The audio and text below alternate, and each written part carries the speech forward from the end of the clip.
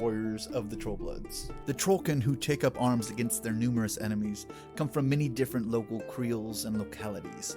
It is their tradition that binds them as warriors of their race. In recent years, the rise of the United Creoles has seen new traditions arise with efforts to modernize Trollkin fighting techniques to resemble a more organized military.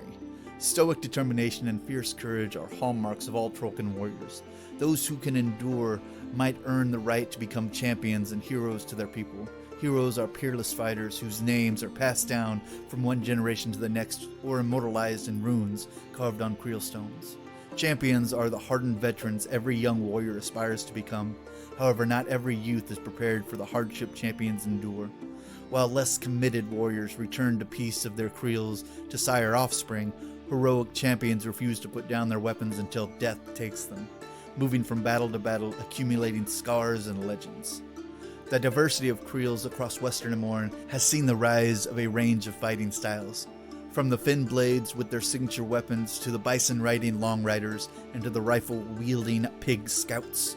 Regardless of chosen weapons, each of these groups has learned how to harness their skills for the good of the creels. Among veteran bands, these warriors work seamlessly together, balancing their various strengths and weaknesses. Warriors generally follow a charismatic and successful chief to whom they pledge loyalty. Those warriors from the most aggressive creels, especially among the Northkin, may be motivated to fight by the desire to earn glory, but more often those who fight for the kin do so from a desire to protect their people and to preserve their culture from extinction, a threat that loomed in recent years. Today, almost every adult Trollkin has been involved in at least a few skirmishes as enemies encroach from all sides. One of the greatest military advantages of Trollkin warriors is their resilience and the speed with which they recover from injuries. While Trollkin possess the slowest regenerative capabilities among troll species, their capacity is still far beyond that of humans. Trollkins can regenerate entire limbs and missing organs, though the process can take months. Smaller injuries can be shrugged off in a matter of hours if food is readily available. Both trolls and pigs regenerate even more rapidly, able to regrow arms and legs in mere minutes or hours. Their regenerative capability is so great that severed limbs become whelps, stunted and short-lived yet sentient creatures. It is not uncommon for bands of trollkins or pigs to be accompanied by one or more small whelps, which they treat like pets or mascots for the unit. Trollblood supply lines are often tenuous, and the hunger is constant companion to most warriors. When food is available, the lion's share goes to the trolls that accompany the warbands. Few Trollkin leaders take liberties with rations, and it is some consultation that the warriors that their chief eat know better than they do. Even the most honored elders and mystics join their kin on the battlefield, giving up privileged lives to help ensure the survival of their people.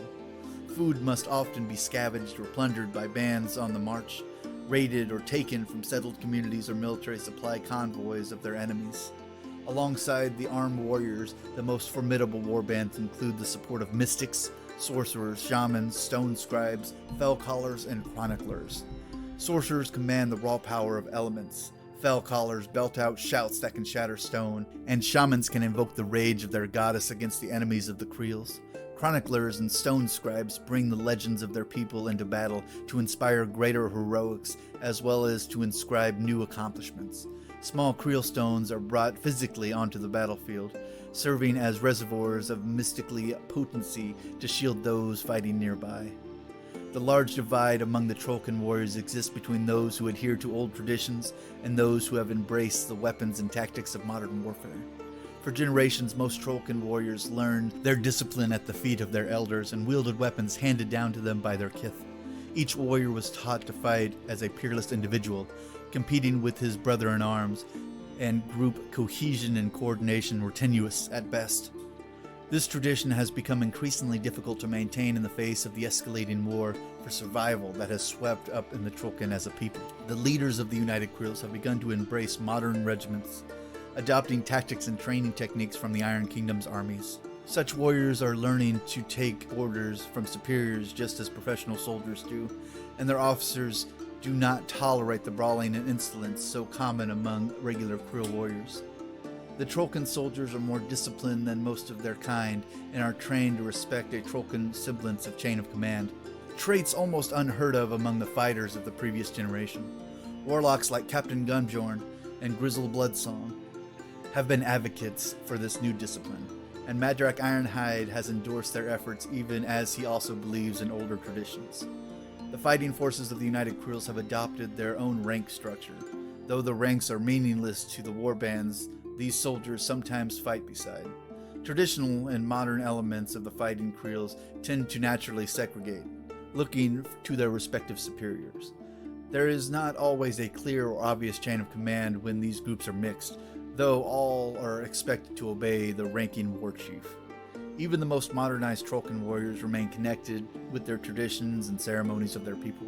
Ritual tattoos are common among Trollkin warriors. These symbolic designs utilize especially toxic pigments that Trollkins do not metabolize and that resist their skin's ability to restore itself. Some groups also wear a shared Creel or warband Kotari that shows their unity. Still, every Trollkin places a high value on individual freedom, and every Trollkin warrior sees himself as potentially a great champion, hoping to play a key role in preserving the future for the Creels.